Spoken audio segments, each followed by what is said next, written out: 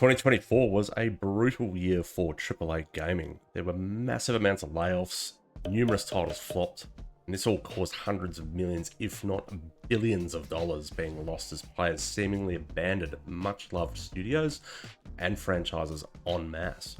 But what was the cause for all of this? A massive backlash happened from gamers in response to what they perceived as DEI and political activism being injected into their beloved games. And three titles, as well as their corresponding studios, epitomise how this divide was further widened.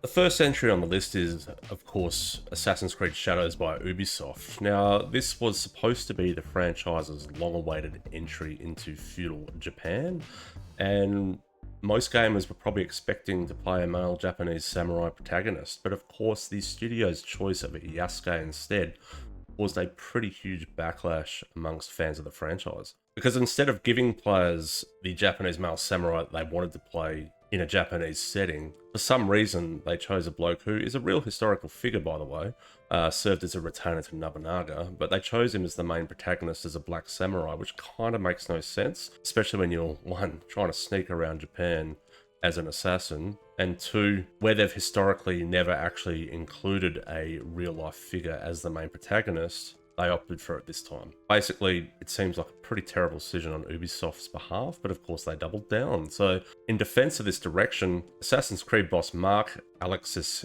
Koch stated, "Assassin's Creed has always been about exploring the full spectrum of human history, and by its very nature, that history is diverse." But of course, fans argued the game was simply prioritising diversity over gameplay and, most importantly, authenticity. Adding to the frustration, reports surfaced that Ubisoft's DEI hiring practices were limiting the studio's talent pool, with former employees claiming the focus on optics sometimes took precedence over finding the best candidates to actually make these games to begin with. And of course, bad news for Ubisoft as the game's been delayed I think twice now, and currently it's slated for release on Valentine's Day, which is the 14th of February this year, but we'll wait and see if it gets pushed further back. Probably not expecting a good release for Assassin's Creed Shadows. Now, of course, while Assassin's Creed Shadows struggled with the audience expectations, Dragon Age the Veilguard literally became a case study in how preachy dialogue could completely alienate players. The backlash reached a tipping point over that widely mocked scene of pulling a barb, where Isabella misgenders Tash and then ends up pulling a barb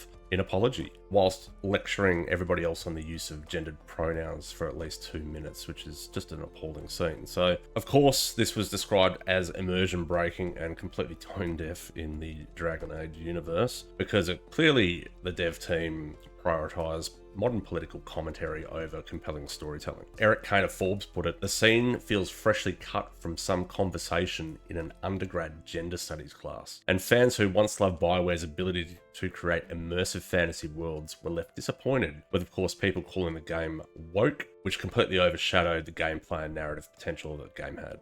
And then of course there was Concord. This game's failure began long before the game was released. But before we get into that, shameless begging for subs. Please, sir. I want some more. Now back to the video.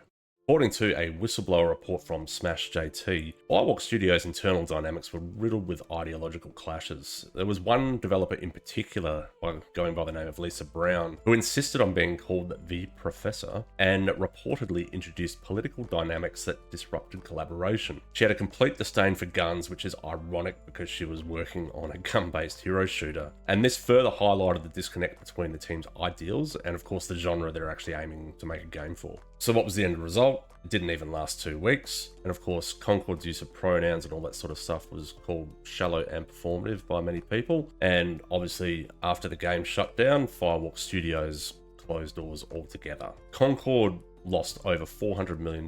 If you'd like to learn more, I'll leave a card up here, and you can see a little bit more of a deep dive into why the game failed so bad, but it was a pretty shocking loss for Sony, and one that will scar them for a long time, I imagine. But of course, despite the backlash from gamers in regards to DEI, they aren't inherently opposed to progressive themes. A couple of good examples are Final Fantasy 16, first off the rank. Dion Lesage from there is obviously a gay character in the game, but he is also the leader of the Dragoon Knights, and he has a really deep and compelling story that makes sense within the game's universe. His story arc blends seamlessly into the game's world, which highlights his struggles, relationships, and of course the heroic journey that he undertakes. So fans of the franchise didn't really feel that obviously the progressive themes in regards to his character and obviously his companion detracted from the game whatsoever, and because it felt authentic and it complemented the game itself. And of course, we all like to use this as an example, but Baldur's Gate 3, arguably even more progressively themed than Dragon Age the Veilguard. The difference between the games is that Dragon Age the Veilguard was completely ham-fisted and rammed it down your throat at every turn, whereas Baldur's Gate 3 left the choice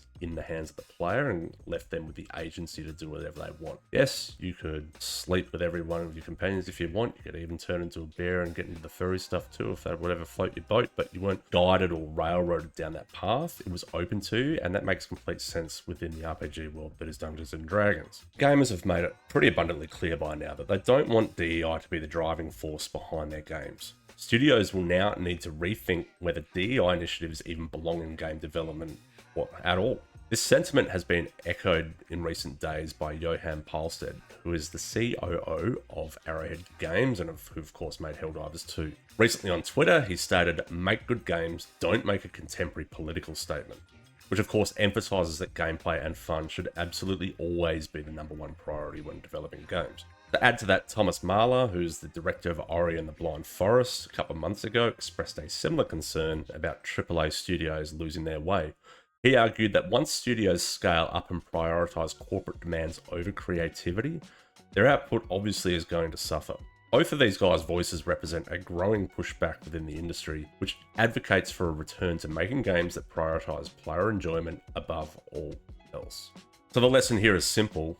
If you focus on great gameplay and storytelling first, you will be successful. Studios that prioritize these principles will win back trust and loyalty from their fans, whilst those that double down on agendas risk alienating their audiences altogether. And with the amount of studios that we've seen shut down just in 2024 alone, this point is even more poignant. So the failures of Dragon Age, the Veilguard and Concord, and assumed upcoming failure of Assassin's Creed Shadows shows what happens when studios lose sight of their players and what they actually want from games. But Final Fantasy XVI and Baldur's Gate 3 prove that progressive themes can work, but they have to be handled with care and they have to be authentic and make sense to the story and world that you've built. If AAA studios want to survive, they absolutely need to question whether DEI even belongs in game development and return to making games that prioritize fun and immersion above anything else. So what do you think? Do you think we've seen the end of DEI being ham-fisted and forced into games?